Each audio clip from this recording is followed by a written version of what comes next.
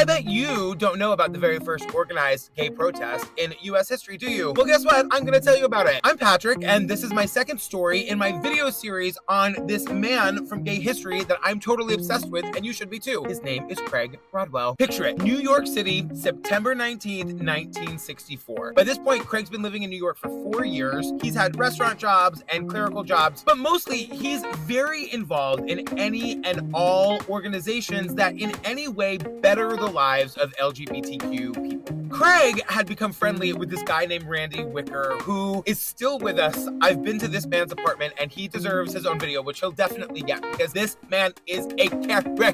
But in 1964, Randy was working with two organizations in New York. One was called the Homosexual League of New York, and the other was called the New York League for Sexual Freedom. Randy suggested at the time, in 1964, that the group should come together and protest the way the military treated gay people, which at the time included outing them, dishonorably discharging anybody discovered to be gay, outright rejecting anybody who was known to be gay, and also this policy the military had of forwarding military records to current and future employers of gay people. Why did the military hate the gays so much? So as Randy is organizing this protest, Craig hears about it and decides he absolutely wants to be involved. Craig was ready to burn it down, people. So Randy and Craig and a couple of other people, I think there was 8 other people, many of them straight, by the way, thank you, straight allies, went down to Whitehall Station, the Army induction station, on that day, which was September 19th, 1964. They pulled out their poster boards and they had on their suits. They thought they'd be taken seriously if they wore suits, and they sort of marched in a circle for a while. They weren't trying to make history. It wasn't even on their minds. It wasn't until years later that somebody pointed out to them that that was officially the first organized gay protest in American history. They were just trying to make life better for the gays. Follow me for more stories from Craig Rodwell's life. He was there for all of it. We're going to talk about the sip-in next. There was a time in New York when the gays could not drink legally.